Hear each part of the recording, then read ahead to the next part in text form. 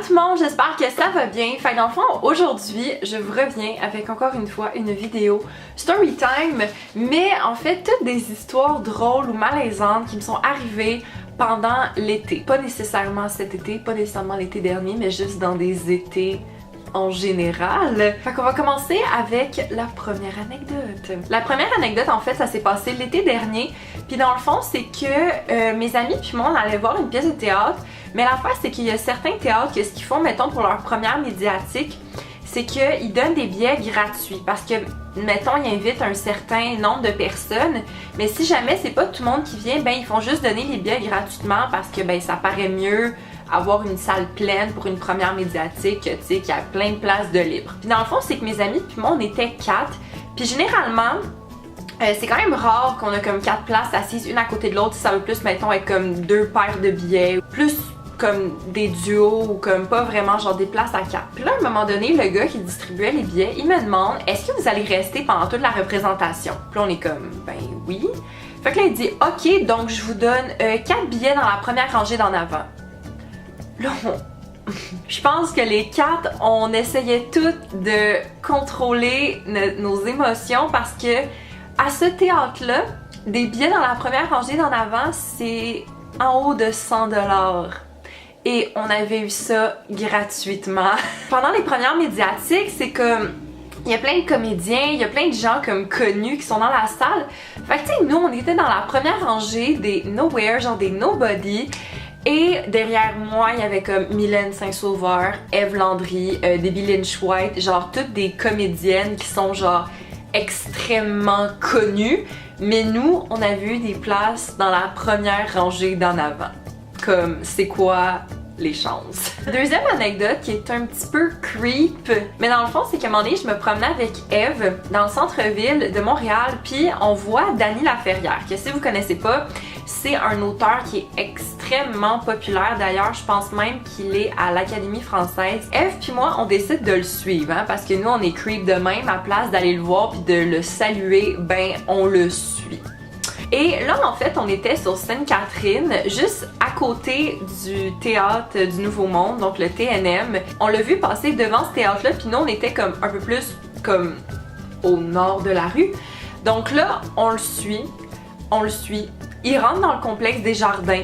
Là, Ève puis moi, on le suit encore. Mais là, à un moment donné, il arrive devant comme l'entrée intérieure de la cage au sport, je pense, et il disparaît. Mais littéralement, il disparaît. Comme, je sais pas comment vous l'expliquer là, mais Ève puis moi, on n'a pas compris. Puis tu sais, on l'a pas lâché du regard, là. On l'a tout le temps comme suivi, mais il est disparu. À ce jour, je comprends pas encore. Est-ce que Dany Laferrière est un sorcier? Troisième anecdote, encore une fois en lien avec le TNM. Dans le fond, c'est que c'était l'été où est-ce que c'était, je crois, les 4 mousquetaires. Dans cette pièce-là, il y avait quand même de très beaux garçons et de très beaux comédiens. Puis on est mon amie Jenny puis moi, on passe par là puis on marche devant et on voit que comme tous les acteurs de la pièce sont en train de manger au restaurant. Parce qu'en fait, le TNM, l'été, ils font comme une genre de terrasse devant l'entrée du théâtre et tous les comédiens de la pièce étaient là. Il y avait entre autres comme Philippe Thibaud-Denis, Éric Bruno, Benoît McGuinness, genre. Puis juste en face du TNM, ben il y a un Tim Hortons. Et Jenny puis moi, à la place de, encore une fois, aller les voir puis tu sais, de dire, mettons, oh, on aime beaucoup votre travail et tout ça, ben, on décide de tout simplement être creep et d'aller s'installer à une table l'autre bord de la rue au Tim Hortons. On commande même pas rien, là, comme on essaye même pas d'être subtil et on les a regardés pendant un bon 30 minutes. Jusqu'à temps que toute l'équipe retourne dans le théâtre.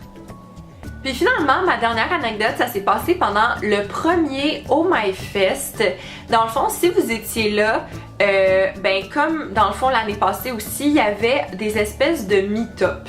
Puis nous, dans le fond, Eve puis moi, on était en file pour rencontrer Catherine Francoeur, donc Girly Addict. On les voit, puis tout ça, puis c'était genre vraiment drôle en fait, parce que Jay, il arrêtait comme pas de niaiser avec Eve, puis comme Catherine puis moi, on était là, puis comme on était genre, oh my god, qu'est-ce qui se passe? Mais c'était juste vraiment drôle. Puis là, l'affaire, c'est que moi, cette journée-là, j'avais apporté mon selfie stick pour prendre des photos avec les YouTubers. Un peu au courant de la journée, il y a différents photographes qui se promènent pour comme prendre les YouTubers en photo, prendre des abonnés, tu sais, un petit peu comme n'importe quoi, mais moi, je me suis pas rendu compte qu'au moment que Eve, Catherine, Jay puis moi, quand on prenait la photo, on se faisait prendre en photo aussi. Dans la journée, Eve puis moi, on est comme dans un moment où est-ce qu'on fait pas trop d'activités, fait qu'on est juste allé manger puis comme on chillait. Puis là, on voit que Catherine Francoeur a mis sur son Instagram la photo de quand Eve puis moi, on est allé prendre une photo avec eux autres. On était comme, c'est quoi les chances qu'avec genre toutes les photos qu'elle avait du Oh My Fest, elle choisisse de mettre une photo avec nous, genre Eve puis moi, comme on n'en revenait pas. Puis je vais la mettre juste ici parce que justement j'avais demandé à Girly Addict de me l'envoyer sur Instagram parce que je trouvais ça juste comme vraiment trop hot. Fait que j'étais comme, c'est quoi les chances? Puis tu sais, Girly Addict a comme énormément de followers, fait que c'était quand même assez genre intense. Donc voilà, c'est ce qui conclut ma vidéo de storytime drôle et malaisante qui se sont passées durant l'été. Donc j'espère que vous avez aimé ça. Si oui, mettez un thumbs up, abonnez-vous à la chaîne, puis n'oubliez pas aussi d'activer la petite cloche pour manquer aucune de mes vidéos. Donc sur ce, je vous dis à une prochaine fois. Ciao!